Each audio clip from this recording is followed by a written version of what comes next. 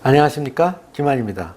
이번 시간에는 2018학년도 교대 정시 전형 부산교육대학교 편입니다. 부산교육대학교에서는 인원수는 변동이 없습니다. 그러나 수능 점수와 학생부 적용 프로테지가 바뀌었습니다. 자, 이 비율이 바뀐 부분에 대해서 큰 의미가 있느냐에 하는 부분에 대해서 여러분들이 계산해 보시기 바랍니다. 그러나 크게 놓고 봤을 때는 이 반영 비율이 중요한 게 아니라 등급 간 몇 점이 차이가 나느냐, 이런 것들이 더 정확하게 따져보실 수 있을 것입니다.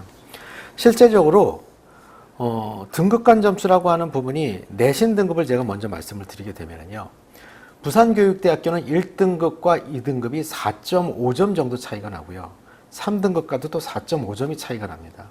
자, 그러다 보니까는 내신이 보통 평균 내신 같은 경우에는 2.67 정도 되고요, 작년 같은 경우에. 자, 그리고 100분위 평균 점수는 과목당 92점 정도 되는데요. 뭐 올해도 그렇다라고 할 수는 없죠. 작년에 조금 점수가 낮아지기는 했어요, 재작년에 비해서.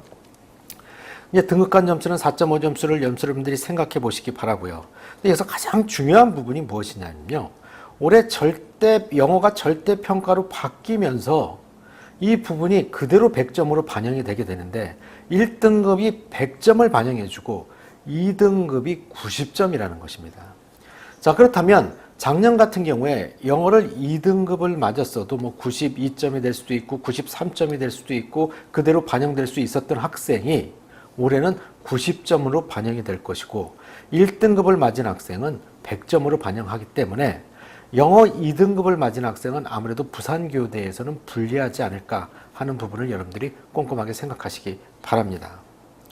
자, 그리고 부산교육대학교에서는 1학년 내신을 40% 정도 반영한다는 특색이 좀 있고요.